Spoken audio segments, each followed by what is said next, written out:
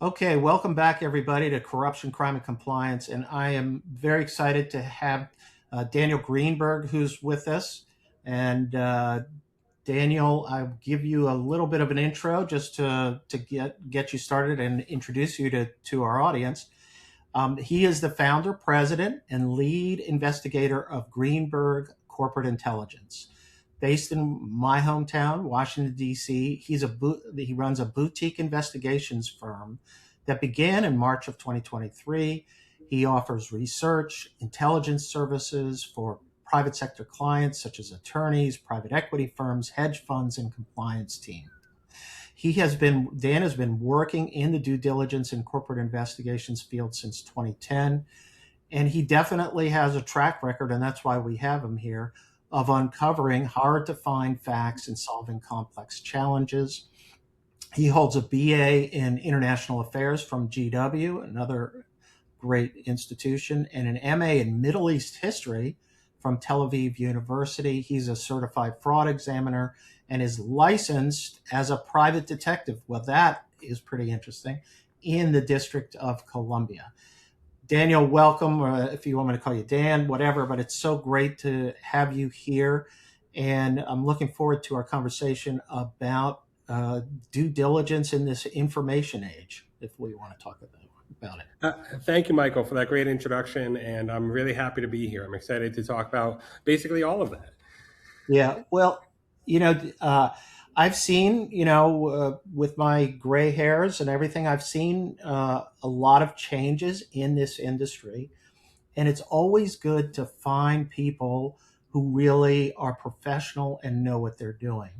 There are a lot of fly by nights in the due diligence and investigative field. And one of the things that attracts, me, and why I wanted to have you on, Daniel, is your sort of level of professionalism, your experience, and the fact that you have been doing this for a good while.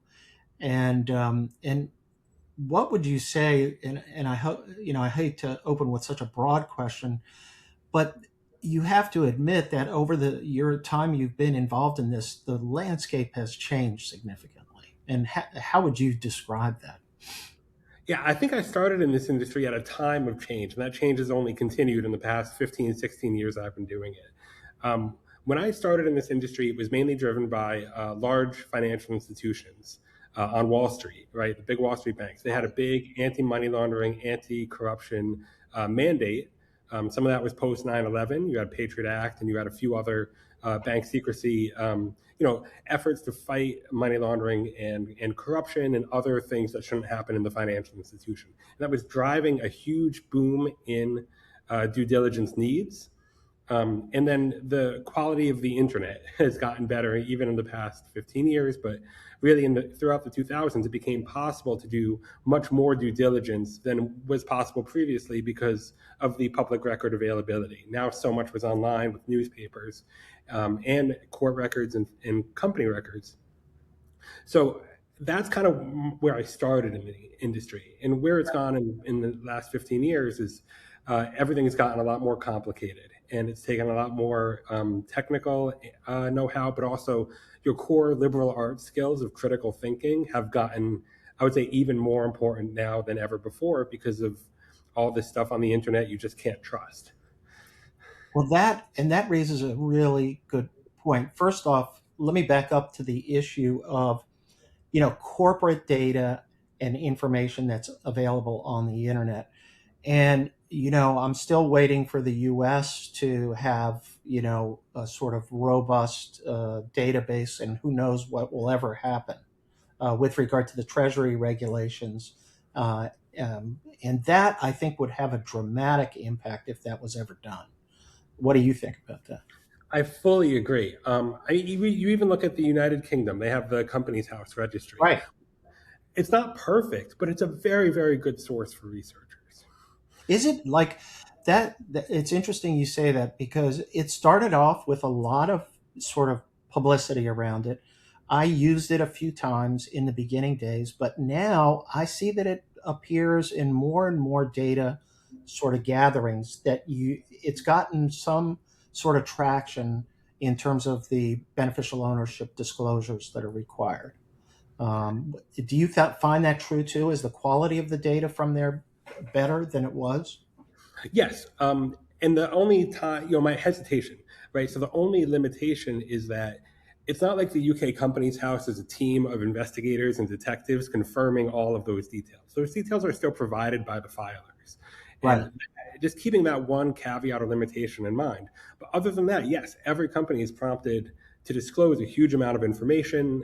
Smaller companies are exempt from some things, but there's really a solid effort to identify by name who the ultimate control person is or beneficial owner is. And put that information out there publicly. It even shows up in Google results, but it has an easy to use search engine. It's free. You get both kind of web data and the sort of formal PDF that was uploaded, so you can Right. check the original sources. It's far better than what you see in many U.S. states, basically all of them. But some U.S. states are a little better than others. Let me mention, and I know this is a nerdy type of point, but I'm good at nerdy stuff, is one of the areas that always raises a red flag for me is now the British Virgin Islands. And when I see a corporation, and my understanding is that there's no sort of disclosure requirement there. And a lot of companies, when you go down to their roots, they'll end up there. And I'm trying to work through it, but I always see it as like a red flag. But am I overreacting to that when you get to the BVI? Well, there's both legitimate and illegitimate uses for offshore jurisdictions like Panama, BVI, Cayman Islands. Right. I would say over the past 15 years, just looking at any trends, I would say 15 years ago, that was considered even more of a secrecy jurisdiction than today, meaning there's a little bit of a sense that the BVI and the Cayman Islands in particular may have started to clean up their act due to Right. international pressure for this exact reason that you're bringing up. And so it's still hard to access data there compared to European or American records and things like that. But there are channels to access information in the BVI and the Cayman Islands. And so other jurisdictions that are lesser known have become the true secrecy jurisdictions, even worse than the BVI and the Cayman Islands. Oh, now that I didn't know that. And where do you see that trend going? Do you see people sort of moving to those jurisdictions? And if you can give us any insight as to where you've seen that, I'm not surprised. You might see in the South Pacific, they're just small island states. Right. And anywhere in the world where you see a very small island state and you see a booming corporate services industry, a fiduciary services industry, um, the lesser known, the better if you're trying to hide money because Cayman and BVI are well known by now. Yeah. Um, so, and coming back into the United States is in many, many ways a secrecy jurisdiction itself, which I think is a bad thing. No, Um, I think that's absolutely true. I remember seeing a 60 Minutes report.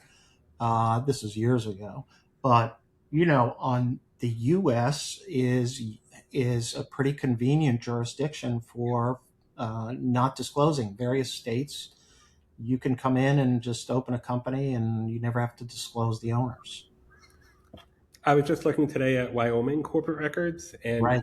things like the incorporator and the registered agent, which at first you think, oh, I'm seeing a name, so there's some level of transparency here.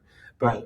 But for those who don't look at these on a daily basis, a lot of times these are simply attorney, accountant, or corporate services Or type. registered agents, yeah, who are just like that's their job. You know what I mean? And I see that all the time, and it again a red flag. But let's go back to the principles that we always talk about, and is about due diligence and how far we have to go. And um, and before we get to that, I want to just clear two issues. I know that you and I are going to be preaching to each other's choirs here, but the fact is that there are certain due diligence principles that still apply with equal force. One to me is number one is documentation. In other words, if your program is not documenting what you're doing, nobody will believe what you say you did, in a sense. Now, do you agree with me still on that basic requirement of documentation? Yeah, and documentation, I think, is one area where there have been technological advances that have helped this, because I think just keeping your documentation together was such an administrative burden a while ago. Yes. Um, and I think a lot of companies, I won't mention any by name, but have developed cloud-based platforms that are secure, that handle a lot of the document management for you and prompt you to keep it all together. And if you do it all within that system, I think that when you're talking about corporate due diligence, in a corporate compliance setting, Right. you have several things. You've got your questionnaire, right? You've got your actual due diligence research report, which is what I focus on. But you have other documents that if it's a third party vendor that they've sent you, and presumably there's a process within your compliance department as to the stages of how that gets reviewed. And if that is all tracked within one platform and the technology takes that off your plate, you're much more likely to keep up with it. Yeah. And then I totally agree. And then my next question and principle that we apply is you have to resolve every red flag.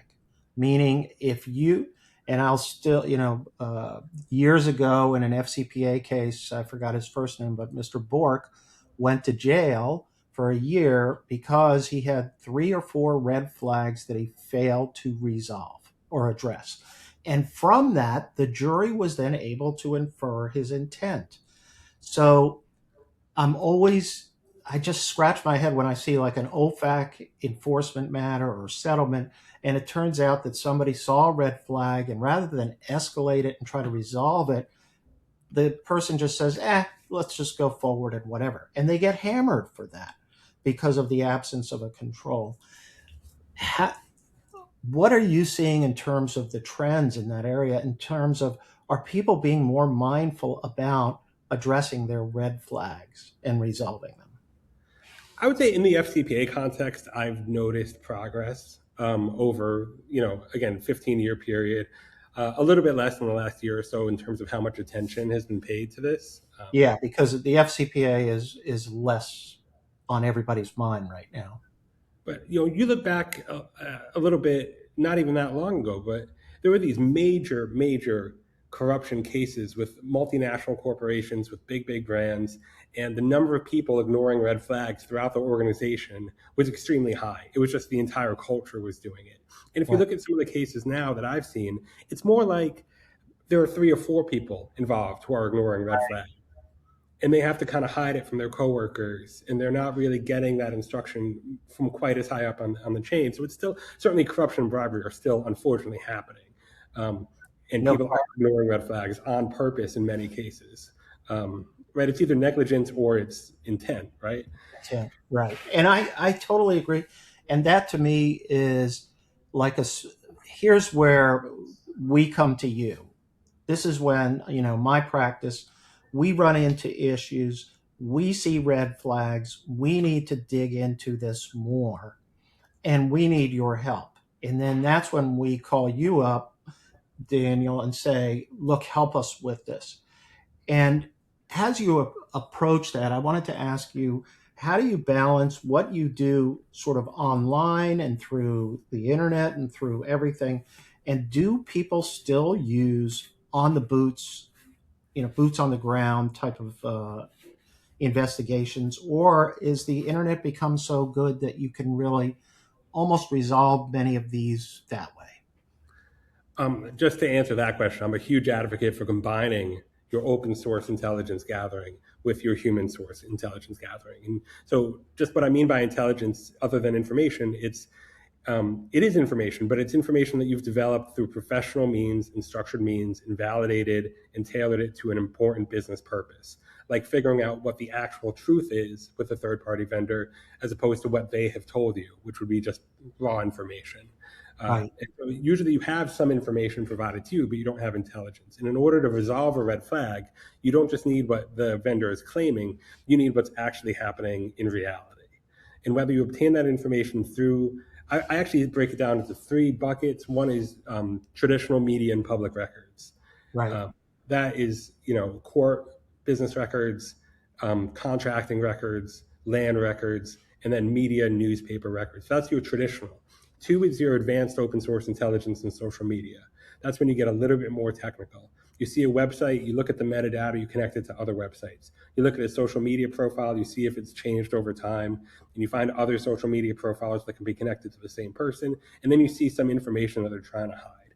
And once you've done all of that, is basically desktop research. Right.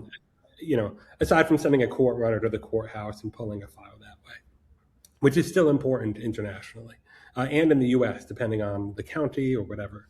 Right. Um, and then I prefer to do most of that work, if not all of it, upfront before you send a human being out to do private discussions, because those are sensitive and they leave a footprint. And everything that you do, there's a human element involved that you can't control. When you bring another human being into the mix, who we would call a source, they can provide you with the real story in 5 seconds, but they could also do something after that phone call. They could contact somebody you don't want them to contact and things like Right. that.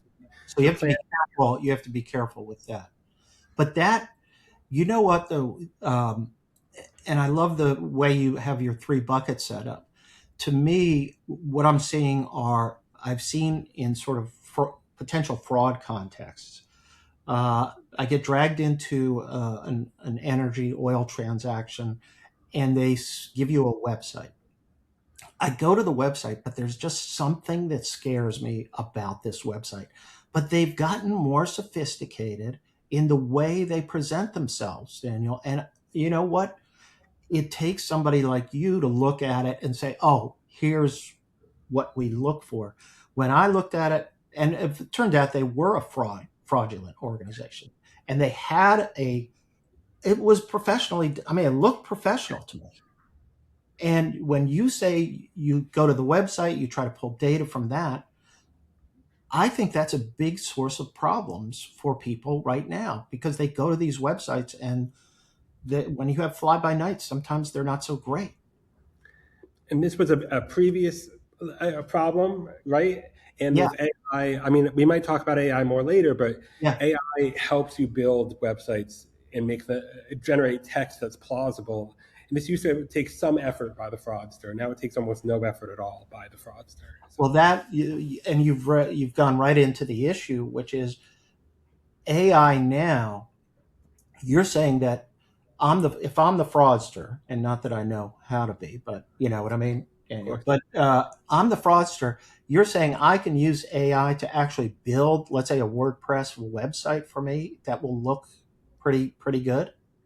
Yeah, in some cases, the AI can do the actual coding for the website, but if you just also buy like a Squarespace or a Wix or some kind of Right. easy platform, then the AI would generate the actual content. So either it's building the whole platform from scratch, or it's just using a website builder that anyone can pay for, and it's generating content, generating fake names of executives, generating their photos, generating an about us section that has a whole story behind the company. I used to catch it by copying and pasting. So I would find text on a website that looked sketchy. I had the same gut reaction you did. And I would just copy it into Google and see, does this text show up anywhere else? And people, I would easily find the websites that they were copying from because of that laziness. Wow, that's amazing. That's a great. Well, you're giving away your trade secrets now, Daniel. But that's okay. But that is a very cool thing, because I think that's a great way to check. I mean, even for us neophytes to check. I was floored by this, but the AI, and you mentioned it in the beginning, and I wanted to come back to it. And you said that where we are technologically right now, people are able to create more fake information on the internet. Can you explain what you mean by that? Coming up with fake information is mentally taxing and a lot of work, and fraudsters are notoriously averse to putting a lot of work into this sort of thing. Right. Um, and so, if you want to create the appearance of a real operating business, not a shell company, if you want to give it that appearance, because you want that company to be involved in a business deal with a legitimate multinational corporation, Right. and you want it to stand up to a certain level of scrutiny, in the olden days, you would have to create fake names. You would maybe steal someone's profile photo from LinkedIn and bring it onto your About Right. Us page so it looked professional. You would create a plausible sounding, description of your services and your operations and things like that. But each step of that was work, and every step of the way, you can make a mistake. You're leaving breadcrumbs. You're leaving a trail that an investigator could find and notice that doesn't make sense. That looks wrong. Wow. So it was easier to catch Yeah. and harder for the fraudsters.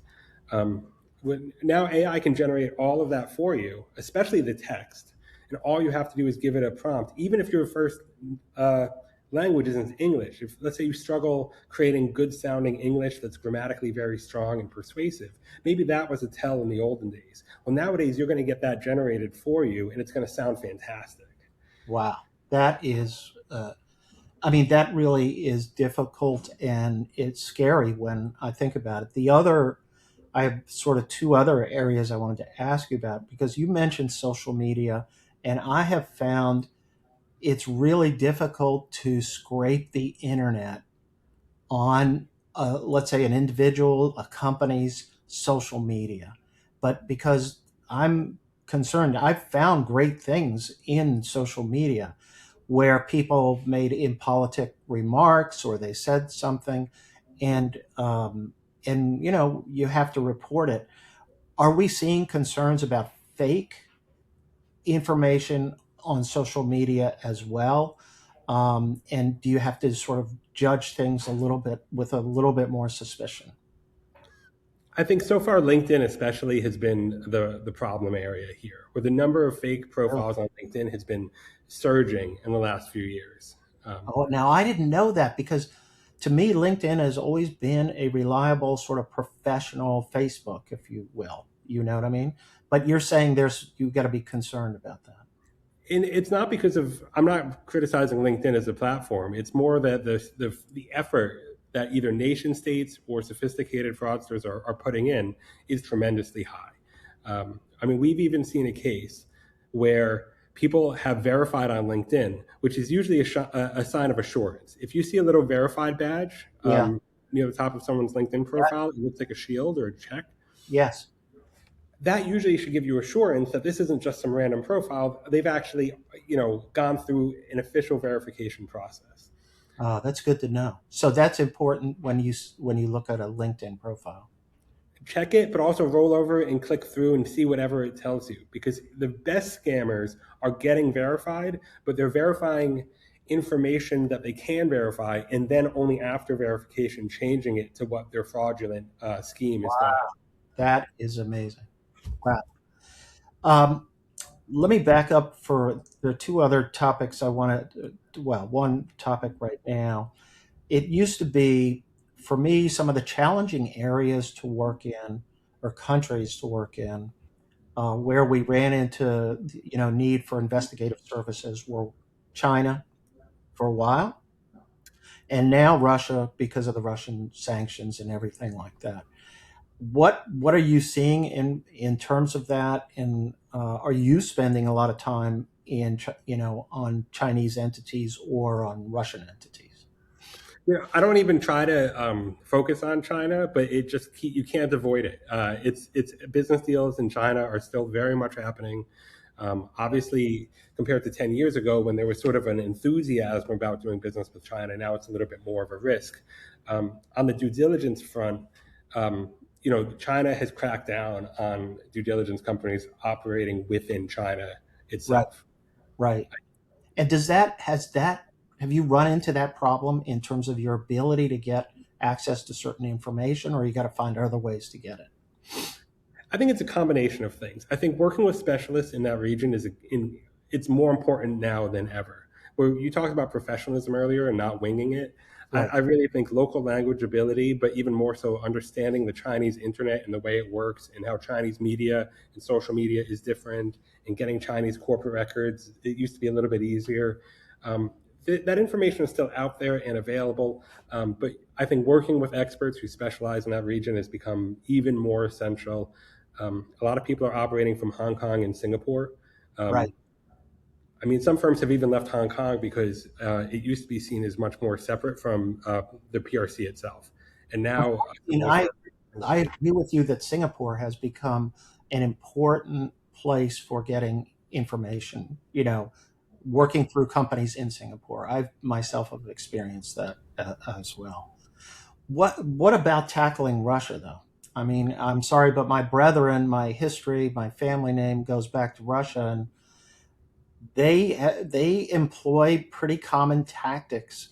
You know, like somebody gets designated and they put a family member back on the board, um, you know, to replace that person. But what are you seeing in difficulties in dealing with sort of Russian, you know, chain of custody type of situations? Right, and on the one hand, it comes up less than it used to because of, I mean, it's just there are so many sanctions now since the invasion of Ukraine that weren't Right, in existence a few years ago. So the number of cases I come in that have a direct Russia connection are much, much lower. That being said, you have Russian wealthy individuals throughout the world. Maybe they're in London, maybe they're in New York. They could be, anywhere. And a lot of that wealth was derived from Russia, and now it's moved internationally, and it's doing business deals. And people are finding these ties to Russia, even though their project might not be in Russia itself. right, Uh, and so they have to run down these red flags. And they say, oh, this person, if we look at their bio, they made a lot of money as an executive in Russia. That company is now sanctioned. It wasn't sanctioned at the time. What do I make of this? right. And I would say nuance and thoroughness are the two things I would emphasize. Nuance, because not everyone who has worked in Russia is a high risk individual. That's a stereotype, or that's a too broad a brush to paint. And I never like the whole point of investigating is to find out the truth, not just a generalization. I agree with you. I totally agree with We you. had a oh, go ahead. No, no, I like your war stories. They're good. So go ahead. You You know, a Russian working in New York, Russian national working in New York, had come up on every red flag list you can imagine. Worked at a sanctioned company, ties to Russian oligarchs who are close to Putin's circle. And also, there was a fraud allegation that comes up in the media. So, at first, wow. but what do the human sources say? What did they say? They said this was a tremendous architect. He had ties to the oligarchs only in the sense that he designed their wonderful apartments. This is someone completely apolitical. And Wow. everyone who worked with him said the fraud allegation was just a disgruntled former business partner who everybody hated. And this person just has no ties to Putin and thinks all day long about the aesthetics of building apartments. Wow. But you know what's interesting about that is, and I even have a client who I've worked with for 15 years. They've been attacked in social media. And when you dig into it, it's not true. They've been sued with false allegations and they win. They've never been held liable. But every time you run this company and these individuals, this is what comes up. I mean, it's a standard reply for me about this company that they're fine and they're being. So what you're saying is look at how due diligence can actually be very, very helpful in getting people exonerated in a sense. I could not agree more. The world is a complicated place. What do we have? 8 billion people? Right, And right, all 8 billion are individuals with their own values, their own mindsets, their own situations in life. And to generalize and paint entire nationalities with a broad brush, or you have to do, and this is where there's a conflict, you have to do some amount of generalization in order to categorize people into low, medium, or high risk. right, exactly, right. And you have to do that just so your system can operate because otherwise you can't do you know enhanced due diligence on every person. You'll drive yourself crazy, or every company, so it's just not practical. And this balance between the need to simplify and the inherent complexity of living on planet Earth with this many people and how complicated we all are, Yeah. there's no one answer. We'll always be struggling with how to find the exact right balance between let's make some general categories and filter and triage, but then let's find the real facts and get to the actual truth on the ground. Well said, well said. I want to leave with sort of one other sort of policy point, and the reason that what one of the most recent trends I would say in the last few years, Daniel, is that people are managing their supply chains. And in managing your supply chains, there are people in your supply chain who years and years ago you didn't really focus on. But now, because of the reputational risk or modern slavery risks or human trafficking risks, all of this, forced labor, I'm now seeing all that effort that was done in the FCPA context years and years ago on the agents and distributors side is now coming over to the supply chain side. Now, that's good news for us as practitioners, but it does complicate the life and budgets of companies and organizations that are trying to, stay in compliance. What are you seeing the same trend that I've seen in terms of that? Yeah, and I mean, what is that expression? Like trade is the new FCPA. Right. I've heard that. Sanctions and international sanctions, and also the tariff issue, and also the intellectual property issue. These Right. are not strict FCPA issues, and the question is, do you kind of squeeze it onto your FCPA program and make it all fit together? Right, right. Well, I've been saying that look, right now we've added to due diligence responsibilities. Now we have cybersecurity. Now we have what is the AI that your vendors are using? Okay.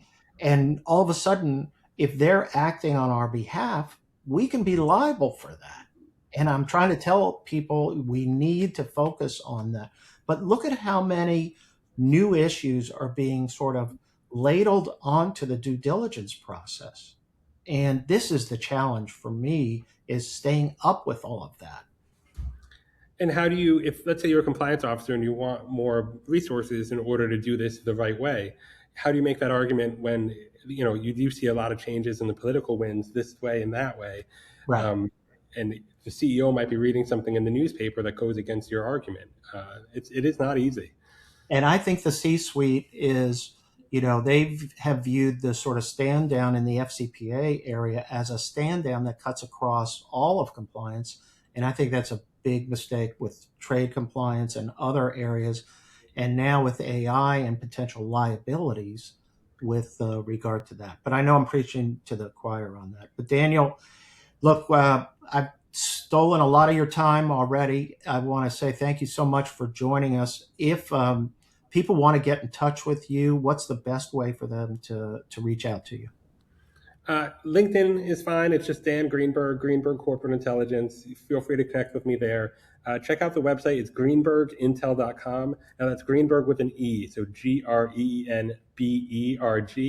Got it. Okay. Intel.com. And that has my email address, and you can get in touch with us very easily from there. Well, let me encourage everybody to reach out to Daniel. His group is just incredible. He has a really professional group that can help people to, in the end, I think, to cut through a lot of the garbage that's out there. So, Daniel, I'm going to force you to come back sometime later when we can sort of catch up on due diligence and what's going on in this area. But I really want to thank you for being with us today. Thank you so much. It's been fun. Thank you, Michael. Okay.